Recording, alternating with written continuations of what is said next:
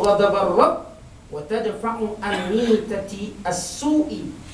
Maksudnya sesungguhnya sedekah itu pasti akan memadamkan kemurkaan Allah dan menolak daripada mengalami kematian dalam keadaan yang buruk. Hadis riwayat Tirmizi dan Ibnu Hibban. Bukan di sana ada terlalu banyak hadis-hadis tentang sedekah yang disebut oleh para alim ulama. Dia kalau kita dapat sikit konklusi, antaranya Allah menjauhkan kita daripada mati terkejut, mati mengejut.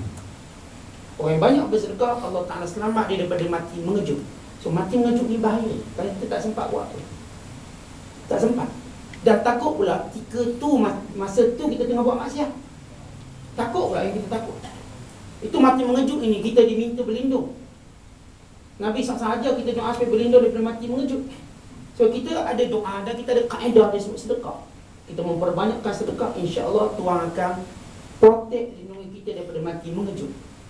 Artinya kita dapat alamat sebelum kita mati. Kita didatangi dengan tanda-tanda sebelum kita mati, sehingga kita sempat bertaubat, sehingga kita sempat menggandakan kebaikan, sehingga kita sempat untuk buat perkara yang kita perlu sempurnakan. Ini menunjukkan kemuliaan yang kita katakan hasil daripada sedekah.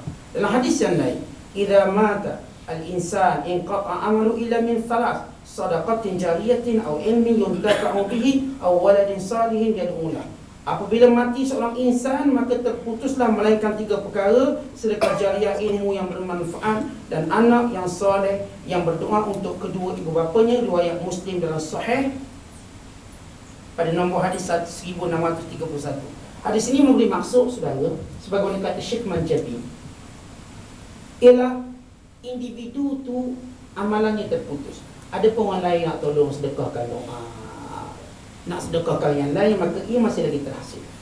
Yang dimaksudkan ialah dia sendiri akan terputus amalannya, akan terputus segala peluang kebaikannya. Melainkan kalau dia tinggal 3 perkara: ditinggalkan sedekahnya, ditinggalkan anak yang baik, dan ditinggalkan ilmu. Ini untuk dia. Tapi ia bukan bermaksud orang lain tak boleh nak doakan untuk dia, tak boleh nak sedekahkan untuk dia. Boleh dan beri manfaat. Tapi saudara, sejauh mana kita boleh harap orang lain? Saudara yang cerita orang lain, anak kita boleh harap ke kalau kita mati dan beri kebaikan pada kita? Kalau kita, apa tanda kita tak didik dia dengan yang baik? Kita ada kawan yang cukup mesra, nak ngetel je telefon kita, nak gimana telefon kita. Selalu kita, bila kita mati, sejauh mana dia rapat dengan kita? Pernahkah dia kembali ke kubur kita? Dia tak akan ke kubur, dia tak kenal dah kubur kita. Dia ingat kita? Ya, mungkin ingat, mungkin tidak. Atau mungkin cuba ingat nama kita. Dulu aku makan biasa mamak tu belanja, tu dia dah ingat apa yang kita doakan.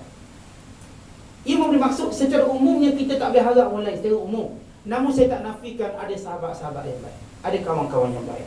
Mereka ingat kawan-kawan mereka, mereka doakan, mereka jauh. Saya tak nafikan. Saya cuma sebut kebiasaan. Kebiasaan sebelum kawan-kawan kita rapat mesra ni masih hidup dia. Bila seorang mati tak ada dah. Bukan kata kawan-kawan anak-anak kita, setahun sekali lah mesti raya. Tu nasib ada raya, kalau tak jadi raya. Maksudnya kalau dia tak beraya, dia tak fikir kita katakan kemeriahan hari raya, dia tak rasa apa dah.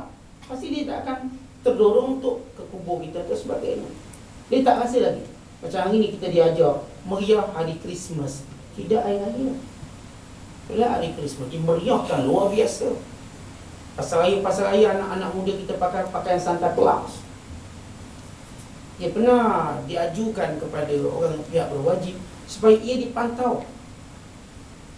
Mereka dipakaikan dengan pakaian-pakaian Kristian untuk dimeriahkan. So banyak dana dikeluarkan supaya Christmas ternyata dijadikan lebih gempak dan lebih hebat daripada Aidilfitri, daripada perayaan Islam. Kita dengan cerita yang murtad yang ini juga satu proses. Akhirnya kita tak rasa meriah hari raya kita. Kita tumpang meriah hari raya orang lain. Maka dah jadi kongsi raya pula. Takat kongsi, artinya kalau kongsi mukaddimah, kita masih nampak ada keseimbangan. Tapi ini dah bukan kongsi, saudara.